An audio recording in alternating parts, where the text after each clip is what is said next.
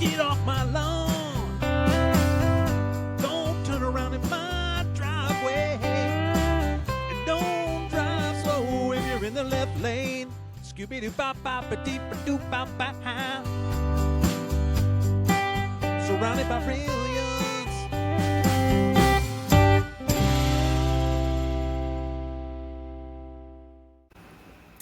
Welcome back to another episode of the Surrounded by Brilliance podcast. Yours truly, host, creator, founder, all things awesome, Josh. If you've listened or if you haven't listened, you know the Surrounded by Brilliance podcast was created to bring together like-minded people who don't get offended by much and who are annoyed by most things. If you're annoyed by most things, you'd probably be a good guest. It's a podcast where humor, levity, and some serious discussion will give you a glimpse into the inner workings of my brain, a self-proclaimed get off my lawn guy. You'll hear some funny stories, some stupid concepts, and a whole lot more from some really interesting people, as well as some not so interesting people. My guest today is Chris Stewart. Let me start by saying this. I'm going to summarize here because Chris is a very accomplished resume. He has a very accomplished resume, and I won't have enough time to read it all because this is not a Joe Rogan 3-hour podcast. But let me start with this, because before we got on the air, Chris wanted to remind me that he was an Eagle Scout. Actually is an Eagle Scout, kind of like a Marine. Once a Marine, always a Marine. Once an Eagle Scout, always an Eagle Scout. Chris is a business development director, a coach, an educator, and a conservationist. He spent part of his professional career developing student athletes both on and off the field. He's also excelled in business. He's currently a director of business development at Camelot Emergency Water Removal, where he has helped grow the company alongside his peers in ownership from over $250,000 to $8 million in revenue within 5 years, demonstrating their vision, discipline, and people-first leadership. Look, I said it earlier, Chris is a conservationist. This is something that Chris and I have been meaning to connect on, and I'm hoping we will more after this, but he follows in his dad's footsteps. Chris has dedicated himself to conservation and ethical hunting, achieving worldwide recognition for the Stewart. I use these because he put it on his bio. A feat of 5 species harvested in 72 hours, including 4 in a single 24-hour period, a benchmark often compared to the legendary McNabb, not to be confused with Donovan McNabb. He hosts the YouTube series Prince of Wildlife, promotes wildlife education, ethical hunting practices, and mentorship for youth hunters, and is actively involved in Learn to Hunt programs, emphasizing the outdoor experience and beyond the harvest. Chris is also a frequent guest on hunting and conservation podcasts. A couple things that Chris put on here that I really wanted to talk about briefly is he did feel compelled to let me know that he was homecoming king. I think it said homecoming king in high school. Didn't want to bring that up, but I did anyways. There were some other things, like he took the resume on back to high school, and it was while impressive, it was a while ago, so I didn't feel compelled to say it. But lastly, Chris was knighted in the Saint Hubertus Order. I don't know if I pronounced that right. Hubertus, in 2025. Yeah. So that is our guest, Chris Stewart. Chris, my friend, how are you doing? I'm good, buddy. Yeah, we do need to get out and hunt, man. I got those pheasants all over for you. Okay. Well, yeah, but I see. Yeah, I see. Well, that's a turkey back behind you. That's a turkey. That's an ocellated turkey. It looks like it's got a blue. A blue that's hue. Yeah. Oh, but yeah, we do. This is no. I'm gonna hunt do some bird hunting, but my dog is down for this year because he just had surgery 6 weeks ago. ACL Are you carrying surgery. labs? Is that what you're working with? I have a black lab. Yeah. Yeah. So, but yeah. I think there's been a couple times we tried to connect on it. So yeah, no, we definitely need to.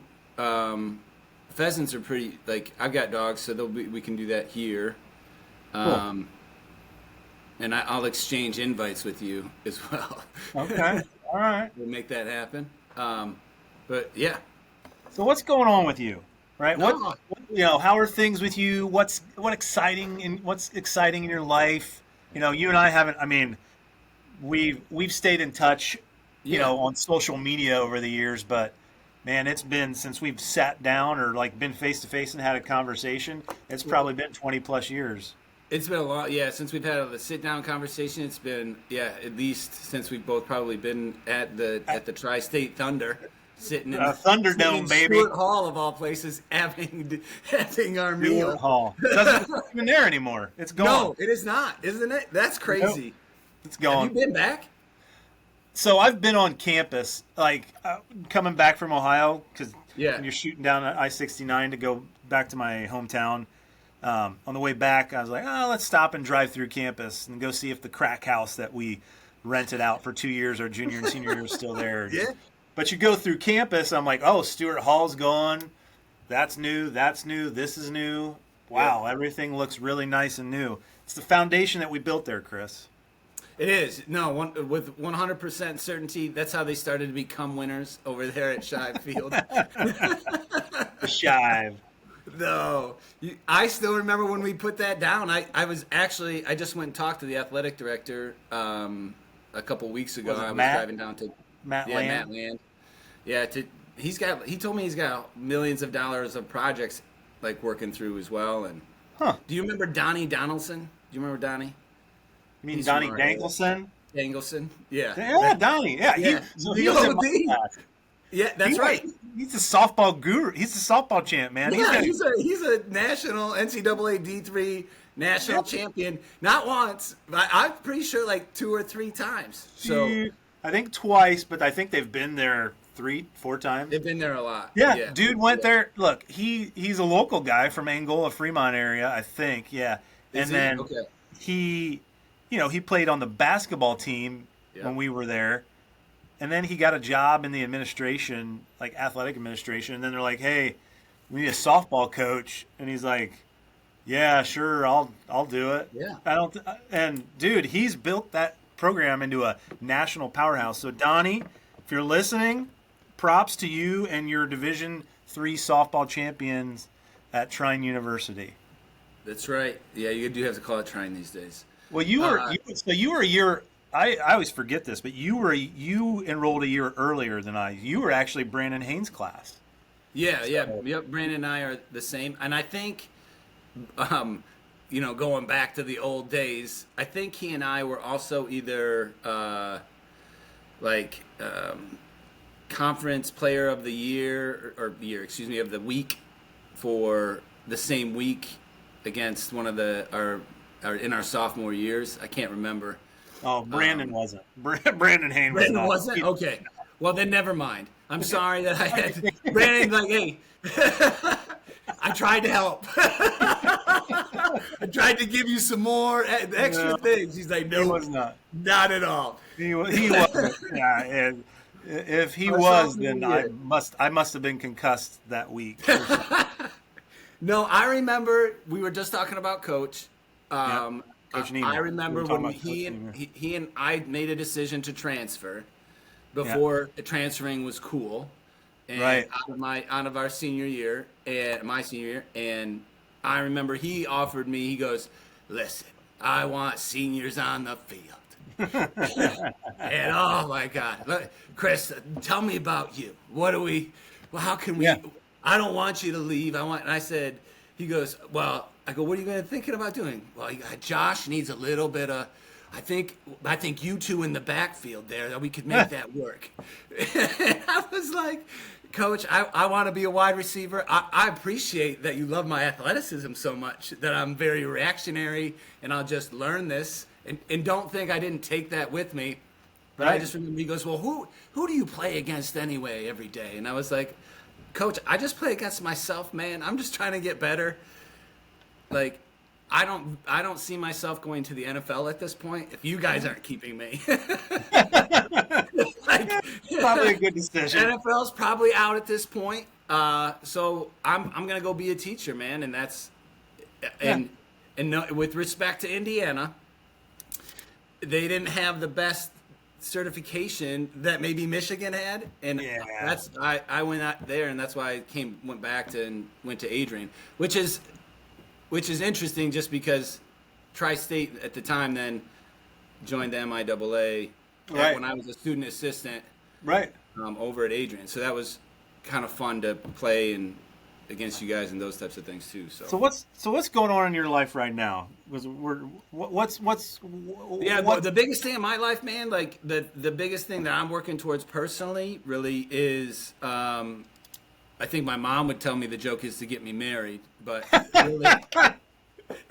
really it's just the Prince of Wildlife, that YouTube channel. We're trying to work pretty hard and diligently create some content.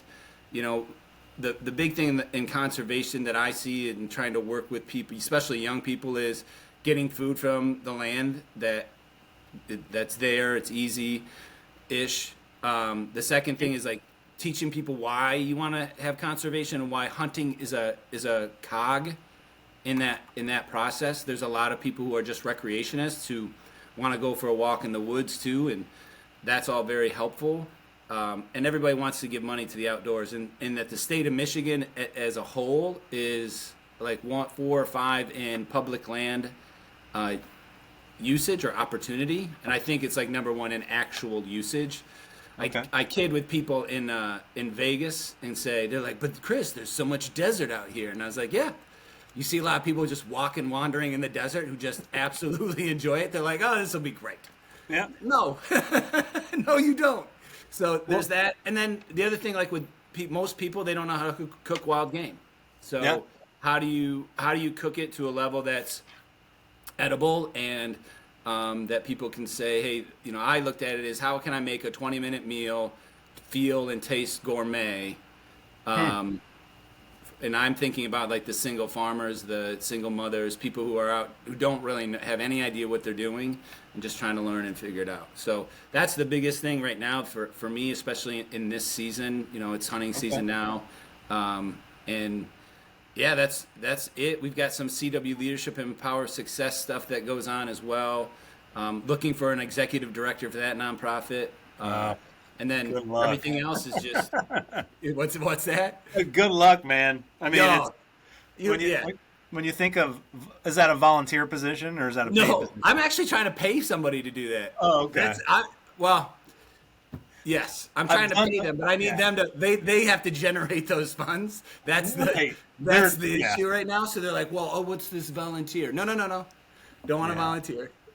Yeah, no, I say that. I joke because I've been a board president of a volunteer nonprofit board, and we the year before I termed out, we did hire an executive director, but it's when you say volunteer board. What one was it, Josh? Southwest Michigan Miracle League. So there's actually one. There's one in Lansing. There's a field. It's a Miracle League field. We have one here in Kalamazoo County in Schoolcraft.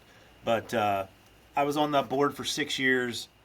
I was the president my last 2 years, and then I termed out. But yeah, we built a $1.2 million field for kids with disabilities to be able to play baseball uninhibited and feel that same camaraderie. Yeah. And we went through a capital campaign, built it right at the beginning of COVID. It was. So yeah, you check it out if you're listening. This is actually the first time I've ever given it props. Southwest Michigan Miracle League. That's a big deal. Yeah, I know you're downplaying this, but that's a really big deal. Well, I was just on the board when we raised the money. I wasn't the board president, but obviously we did a lot of great things, and it's still a great organization. So check it out. Go to it. And what you mentioned, the food thing. Hunting and harvesting. Don't you just go to the grocery store if you want meat, Chris? Yeah, totally. There's nothing. It just shows up there. It just shows up in the freezer. Transformed. You don't even have to see the cow. The turkey. No. All right. So you've kind of alluded to it before, but I always ask this question to my guests: how do we know each other? So you can get a little bit more. Yeah, you and I know each other because we played football together on the same football team at our and I will call it this at our Tri-State Thunder days. I'm actually wearing the OG shirt. That's right. That's right. That's right. But I'm going to take it all the way off because I am burning up. But yeah, that's so for us. That's how we met, and then I think we had classes together. Although I think you were a business. I was business. I was a business guy, and then I switched to sport management. I was a chemie. Do you remember Amanda Portis? I remember her. I think she's from Kalamazoo area or lives around here somewhere. Yes. Or used to. Yeah, used to. Yeah, I think, the Gold Lake area. Maybe I'm not thinking. Maybe it's. No, you're right. No. I just talked to her. Was she a runner? Yeah, she's a Hall of Fame runner. Short. Yes. And she's now a teacher. She's a professor at Trine University. Oh, well, shout out to Amanda. So when I was seeing Land, I stopped over and saw her, and we were joking around about the good old days and how much things have changed. And then it was just kind of funny, and I was like, "Oh, I didn't know you were here," because I was at the track facility, and in the track facility they have her portrait. Okay. So I was making fun of her, like, "Oh man, I know this person. Who is that?" Right. And how things have changed on just from the campus. On campus. Here's what I will tell you though, dude. This is something I learned when I transferred. How great, and you and I had a lot of fun together outside of football and athletics at some of the other places. Yeah, just shooting completely shit, legal, of course. And when I made the transfer, their social life, it was a dry campus. So every time I was like, man, I miss the days where I could just go into this frat and no one is going to question that I am going to have a good Thursday. What was the place on Thursdays? Thursday nights, and they always served Labatt Blue. That was downstairs on the basement, right? And then it was up on the hill. I can't remember what it is. It's not SAE. Was it Teak? It had Who threw the beach party every? Well, wasn't the beach? I thought the beach party was. Because they would put sand in that basement. Yeah. Right? Yep. Yeah. That's the only party that I could get super crazy for. It's the good old days. Because you remember we had practices. And I think that weekend was like one of the few weekends that we didn't have practice on that Sunday. Because he always had us have spring practice on Sunday. Yeah, well, I mean, then there were us. You mean get real crazy? We would still go out the night after games, but yeah, it was. That's when men were men and beer was beer. Hey, it was a quarter, wasn't it? It was a quarter of beer. Is that what it was? Or 50 cents? Oh, dude, I had too many hits to the head over the years. I don't know that. Chris, that's how we know each other. That's how we know each other. So now you know how we know each other. If you're listening or watching at home, well, Chris, why'd you agree to be on this podcast? Because obviously it's a podcast really about nonsense and ridiculousness. But why would you agree to be on it? Why? Well, I think finding success in anything is a little bit ridiculous. There's an enormous amount of humor in the process of getting people to get to places, and then I laugh all the time about how egotistical you have to be like, you know what, I got to be number one in everything. I just got to keep striving. Is it ever going to be enough? Are you ever going to be good enough? No, you suck. So just trying to, like, in that level of success, I think there's just humor and some satire in, like, being like, this is definitely a get off my lawn moment. Like, even at work, you're like, are you kidding? This is what we're spending time talking about today? Oh, okay, great. I can always tell the guests who listen to the podcast, because they actually do a great job of organically transitioning into this next question, which is which you just did a great job of, is when you hear the phrase "get off my lawn," Chris, what does that mean to you?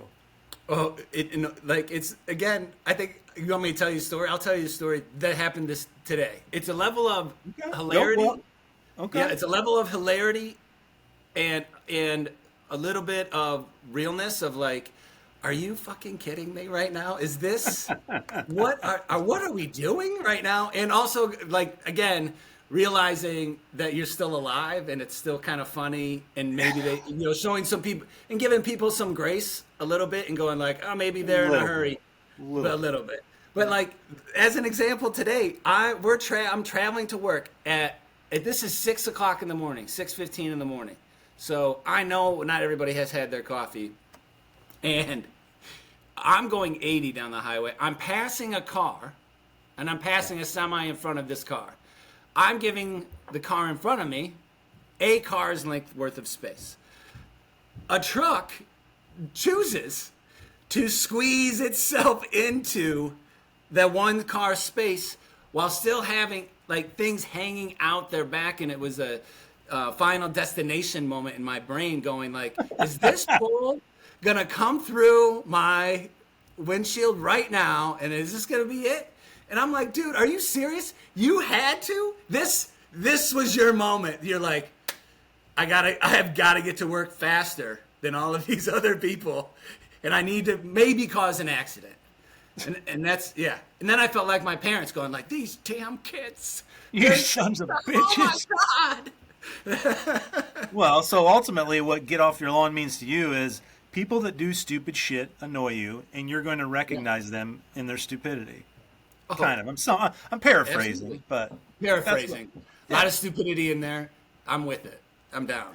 Well, so we have a lot of driving related get off my lawn situations. Okay. Right? So, and you know the format. So how would you make that situation? How could you make it a positive, or what positive could you take from it?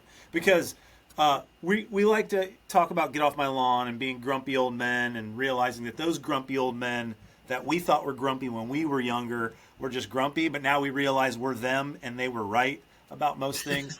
Anyways, we want to shine a light on some positivity to show that we're more well-rounded. So how could you take that situation from driving to work this morning, and giving you a turn your head moment, like, what the fuck are we doing?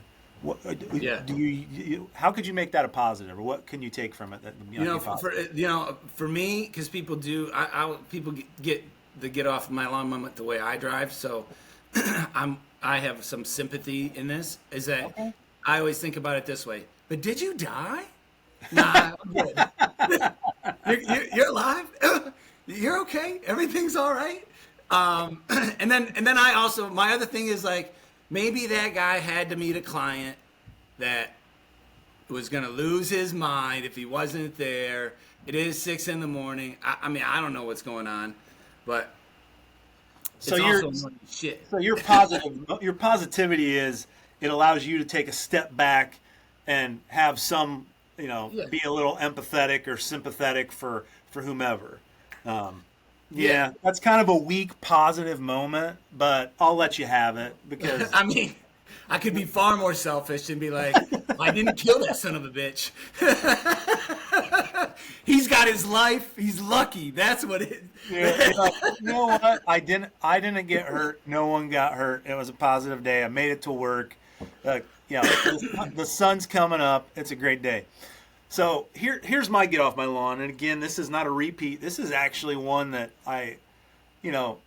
everyone will probably agree with this. But for whatever reason, I just added it to my list. Because if you listen to the podcast, you know that I've just been compiling this list of daily, weekly, hourly things that annoy me. And I put it in my phone. I'm like, I'm going to talk about how that annoys me. I'm going to talk about how that annoys me. And I just added this to the list this week. So the guy on the internet who thinks he's going to change your mind or the mind of millions of people with a single well-written or maybe not so well-written social media post. That guy. All right? This is my get off my lawn moment. That guy doesn't necessarily annoy me. It actually makes me laugh a little bit. Like, because people, if I want my mind changed, I go to Facebook and I'm like, hey, I'm going to start reading the posts of all these intelligent, wonderful people, and it's probably going to change my mind on a topic. So that guy doesn't necessarily annoy me in his actions, because somewhere in his delusion, regardless of what the topic is, he thinks, you know what, whether I'm using rational facts or irrational, made-up conversation, I'm sure people will listen. So I have I'm like, you do you brother. But what annoys me is that guy thinks that he can change your mind, and when you don't change your mind, he gets pissed, he gets defensive, then he shows his true colors, and then I revert back to, if this guy would have just said this out loud to himself 5 times, and then said, you know what, you can't reason with unreasonable people, and then decided not to post it at all, he would have been in a much better situation, right?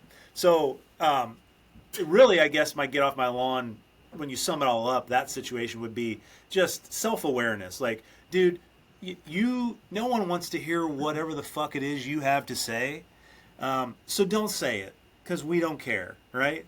They'd rather see post a picture of your dog, because I can tell you from experience, when I post pictures of my dog, he gets the most love ever from anybody. So do that. Yeah. Share dogs.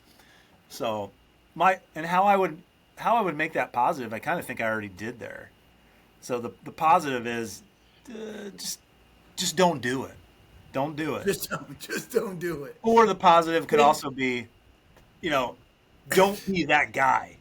Don't be that guy. Here's the positive. If you feel compelled to post something on social media, and it's not something you can just type up in 5 seconds and send out, and you have to look at your phone for 3 to 5 to 10 minutes and correct this and change that and update this, if you have to spend that much time on it, don't do it. All right? There's the positive. Like, come on. Have you ever heard of Abraham Lincoln, like motherfucking everybody and being like, hey, and then just writing it down on paper and then putting that in an envelope and then putting that in his desk? No. That's what he used to do. Oh. No, so if he really disliked you, or if he was having like this like existential moment, in his youth he didn't, but in his wisdom years, that's what he would do. He'd like write these nasty notes to whomever, and then he'd fold them up, put them in his desk, and never talk about it again. And that's how I feel that many posts for a lot of people. Yeah. And here's the thing. I'm not saying people shouldn't have an opinion or a belief system or whatever. I have one. I know you have one. I know a lot of people that have them, and I know they feel a certain way about a certain topic. But I also know that they're like, I'm not going to waste my fucking time and go on social media and try to debate people I don't know, because guess what? You're not going to change their mind. And all that's going to happen is stupidity is just going to go through the roof. Get off my lawn. So it's dumb, man. I agree. I'm with you on that. If you want to vent,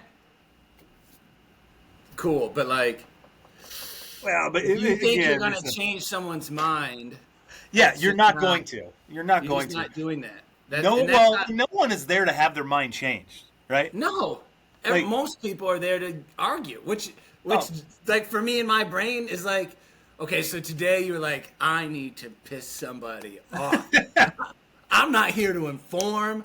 I'm not here to adjust anything. I'm just here to tell you what my opinion is on life, and I hope that maybe you can argue with me some more. Well, that's part of the problem too, though, because there are like those bot farms out there that do just that, right? Like they're not even actual real people. It's just AI programs to create divisiveness, regardless of what the subject matter is. So, again, like you said, it's not that you shouldn't have your opinion, and it's not that you should not voice your opinion. You have every right to do that. That's very fair. What I would say is, hey, if you're getting on here thinking in this post you're gonna change, everyone's gonna go, that guy, genius. No, I'm following this person. You know what? I haven't met him ever. Oh my God. Or her, whatever. But I for a second there, I had always believed the sun was a source of heat, but you just convinced me that it's not. It is. You swung me the other way, man.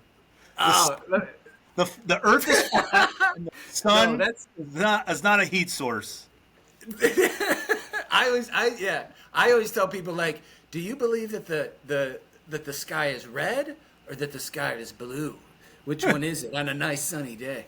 They're like, oh, what are you talking about, Chris? I just wanted your opinion. Right. Right. And you're not talking to somebody who's colorblind, because I can see one of your audience members being like, what happens if he's colorblind? Well, if you're colorblind, you still know the color of the sign. Well, you're supposed to, yeah. You should, even if you read it in a book. So that's our get off my lawn segment. This is what I like to do next is just kind of do some surrounded by brilliance, rapid yet not so rapid fire questions. Okay. So I'm going to ask you, I'm just going to go through, ask some questions, get your answers, shoot the shit about those, and see where it takes us. Okay. What's a fun fact about you that most people may not know, Chris? I used to grind fish for a job. The old fish grinder. Put an entire fish through a grinder. Here in Michigan? Yeah, at Michigan State University for a guy named Dr. Bentz. That was one of my very first jobs that I was paid to do. A fish grinder. Yeah, you would they would get fish from all of the Great Lakes. So Dr. Bentz's job was to recalibrate the pecking order or the food chain essentially in the Great Lakes. And to do so, he would take an atomic bomb of all of those samples. But to get a sample, you had to grind a fish, put a fish in a grinder, take a single gram scoop, and bake them like cookies. So then I had to line them all up like 20 on a cookie sheet, and then you had to dispose of the rest of the fish. And you did that. I did that for like 4 to 6 hours a day. With a grad student. He was a doctorate. That was part of his job. Every once in a while, I'd get fresh fish to go home with. Like, but that's what we did, man. I just grinded a fish, take a scoop. I was telling somebody else this the other day. They were like, "Well, how did you get so scientific?" And I was like, "Because if you have to rinse the bowl after each sample, so you have to." That's the science. Where's the science out here, Chris? It's serious, man. Look, when I grind fish, I'm a scientist. I wear a lab coat and I wipe the bowl. I had to wear a lab. And you just think about putting a fish through the grinder, through a meat grinder. I also had to wear goggles. Oh, it was something else. Did you have to shower when you left? Like, did you shower before you left work? Was it one of those situations? We got kicked out of 2 buildings. Well, yeah. We got exiled. This is serious. We 100%. We got exiled to an old, like, they weren't even using it anymore, lab that was off of this red cedar, so you could dispose of the fish either in the red cedar or in the dumpster behind us. And we got removed because the entire building smelled like. The red cedar's isn't that a river that runs through Lansing? Off of in campus. Yeah. Yeah. See, it's impressive. I knew that. So how did this guy's? I'm going to ask. How did this research end up? Did he get what results did he get? I mean, did he? I can't remember all of it, but I'm mentioned in it. I think as like a small excerpt of here's a kid who ground the fish for me. That's Chris Stewart. He was my fish grinder. You know those little asterisks at the very bottom of the work that says like, how did this happen? I am like the last name on a single page that no one ever reads. Mr. Stewart would grind fish from 4 to 6 hours every day for a year. He did reestablish it. He did. And it is unique. It's unique information if you really care about fish in the Great Lakes. Okay. But yeah, there's a couple of. I mean, it's fascinating what you're doing with other things, and I'm going to transition to thinking of it like I'm gonna have to have a colonoscopy soon. Yeah. Yeah. Right. And so it's a similar thing of taking a look at that and going, you got something wrong with you, or this is who you ate. This is what you ate. And that's exactly what that was. So we were taking like walleye trout and saying, hey, what are you eating? And then that was ingrained in the sample. Huh.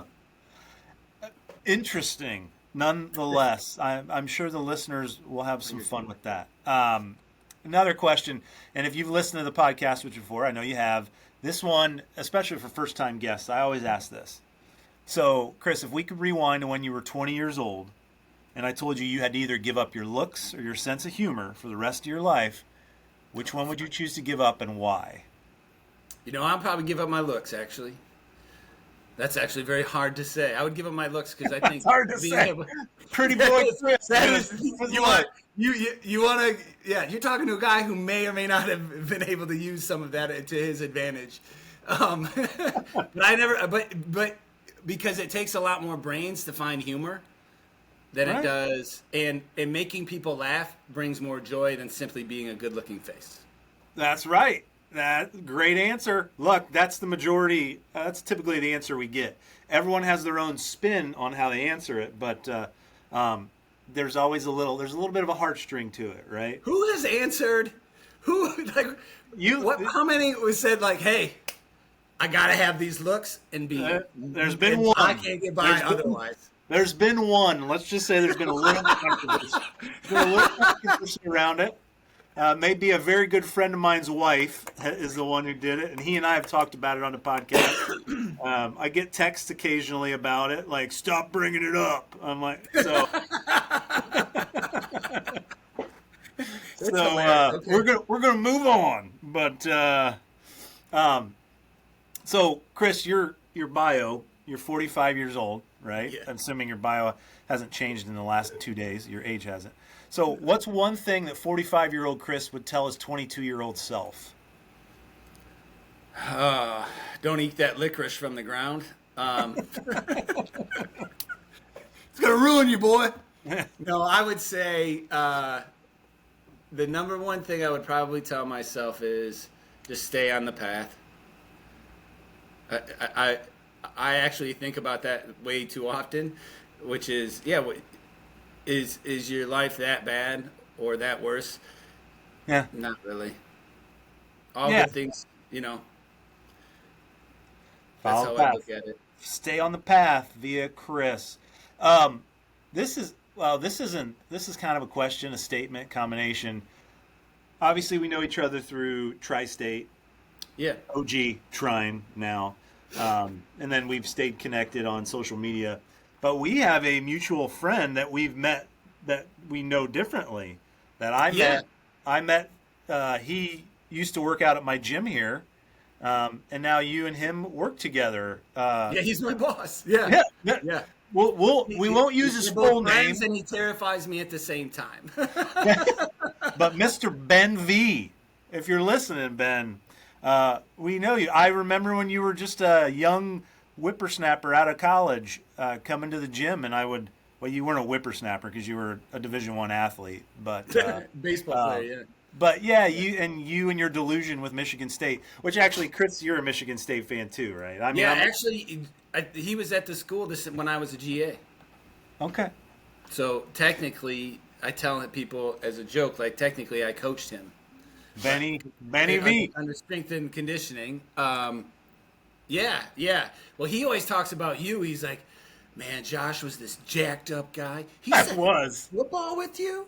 Oh my God, Did he look like that when you? And I was like, I'm not quite like that. No. But yes, we went head to head on one-on-ones very often because we had our own little section. Because when I knew Ben is when I was like, there was like a 2 or 3 year span where I did a couple bodybuilding shows, and when I say bodybuilding, not like banana hammock bodybuilding, but it was a category. It was the men's physique category when it first came out. So you wore board shorts. You tried to look kind of like a model or whatever. But that was over 10 years ago, and it was a lot easier to get abs back then. So when in Rome. When in Rome. Old Benny. You mentioned it. Yes. Hey, I know you we know you transferred to Adrian. You left the OG. But what's a favorite on the field memory that you have from our days at TSU? I think there are two. One that stays with me is just the Thunderstruck song. Yeah. that has a different meaning to me than I think a lot of other people that are listening to the song. Yeah. And I had the fortune to start a few games when I played, and it's just just be able to run on the field at that time. Yeah. Playing, there are two things. Do you remember Kadir? Mook. Mook, yeah. I remember to me when we played one-on-ones, we always did, it was 10 and in, right, for us. And if you don't know what 10 and in means, it's you're on the 10-yard line going into the end zone, and the goal here is you have one pass, one down, you either score or you don't. And obviously, if you're on defense, you don't want them to score. Shut them down, baby. Offense, you're throwing a 50-50 ball. It's 1-on-1. But I remember they tossed a high ball over the outside edge, easy fade for us, and I just elevated and went above him, and then he took my legs out from underneath me, and I caught it, and he's like, "Motherfucker, you son of a." I think I remember that. I go, what? I thought this is what we're doing here. He goes, I remember that. To me. Because that's like, it was awesome. The other one is we do another drill, and I know you know Steck, so with Jason, and we now you're blocking. We're practicing blocking, right? Open field blocking, and I can cut, which I love to do because I wasn't as big then, and it's cheap, but go ahead. Yeah. Hey, you little bitches, you guys call whatever you want. I'm taking the advantage, man. Taking the advantage. But so I went to cut him, and I fully committed. He hurdled me, and I remember him doing that. I go, "That's God." Now I'm gonna have to fake doing this and then live like this. Oh, you son of a bitch! I remember my coach Gary going, "Oh."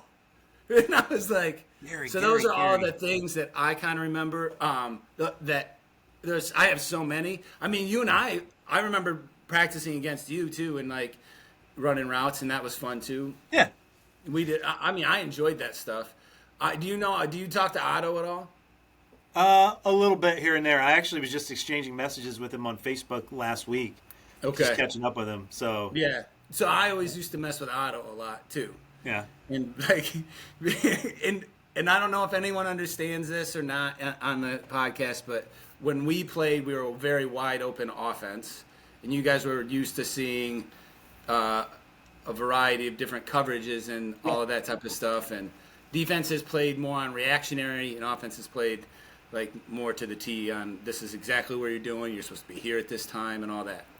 And I remember a couple of times just like, when you're running routes and you're not in the play, just people talking a lot of trash to you, be like, "Oh, I saw that route coming. Oh yeah, boy, you were gonna crack back on me." It's fun. It's funny because in high school, our high school football team was fairly successful. And when we were well, we were all right. We won a couple of things, but I don't want to. I digress. But and you'd have like competitive practice where you go offense against defense. But then I think it was maybe the first week at Tri-State when we were doing team, and you remember Parsley, Andreas? Oh yeah. Yeah. And this kid, I can't remember who, he was a freshman in our class. It was our class.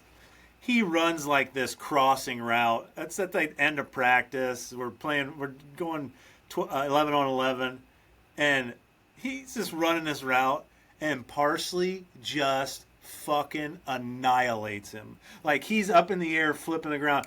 And I was like, okay, 11 on 11, ones versus ones. It means a little different. It's a little different at this level. Oh yeah.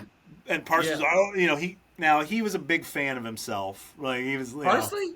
Yes. Yeah. Pastor Parsley, way different Parsley. than what? Parsley What's that? when he played. I said Pastor Parsley now Yeah. is way different. Okay. Than you talk to him? Do you still talk to him? Every once in a while, I'll try to reach out to him and say hi and see how he's doing. Okay. Because he's over in Flint. I haven't talked to him in a long time. Yeah. He was a really good player, but he was he was a senior. I was a freshman. I think he got hurt or something his senior year too, and I can't remember. Maybe, but you want to talk about pure athleticism? Oh, yeah. He's the type of guy that when I talk about the level that we were playing at that time, that those guys, running 4.3s, and that was legit. Yeah. And he was, to me, he was a lockdown guy. So if I could beat him, I felt like I could kind of roll the dice with anybody else in the conference. Yeah. When I was a freshman, that wake up moment for me was it was 1s versus 3s, I think, and there was an interception, and the ball was coming to me.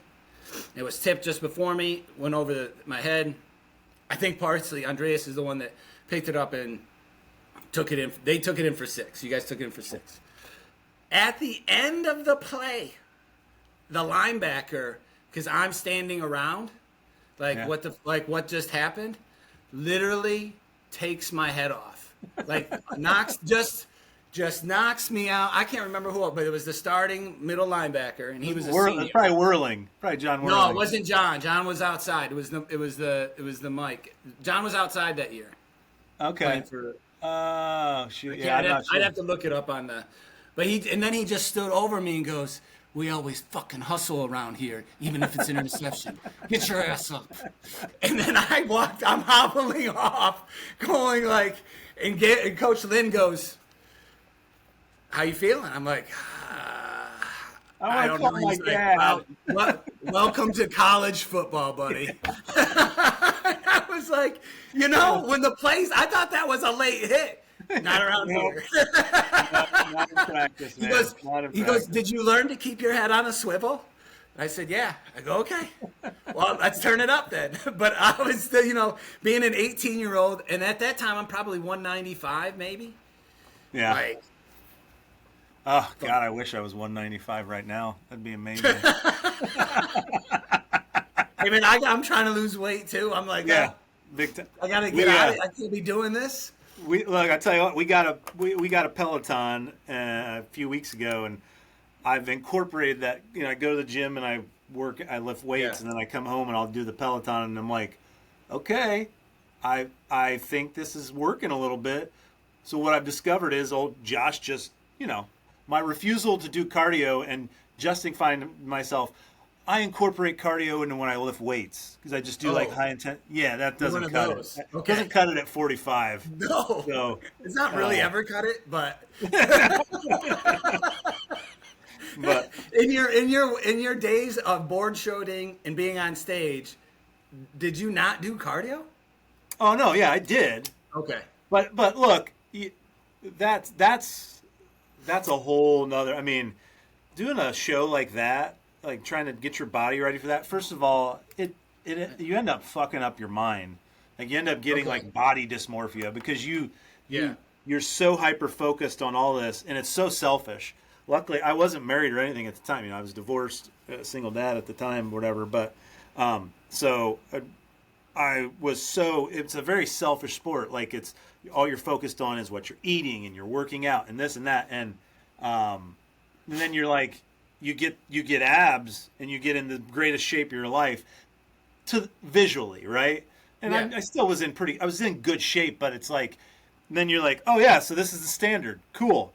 No, like it's to keep a 6-pack or be that lean for, unless you're like a model, I guess, who's getting paid a lot of money to keep that physique, it's just unrealistic. And then when you do gain a little weight, you're like, oh my God, I'm a fat bastard. And then normal people see you and they're like, you're in really good shape. I'm like, no, I'm retaining water, whatever. So, don't you see how bloated I am? I'm so bloated. Yeah. Well, look, I don't have any more questions because I was trying to keep these at under an hour. Okay. But what I did want to do was, I always like to, if a guest wants to kind of talk about the things they've got going on and maybe do a little self-promotion to guide some people to where if you wanted to talk a little bit about the Prince of Wildlife or anything else to kind of, some of these things you're doing, I'll give you the mic. Yeah, I guess the biggest thing I would say is go check out the YouTube channel, Prince of Wildlife. We have the pilot up.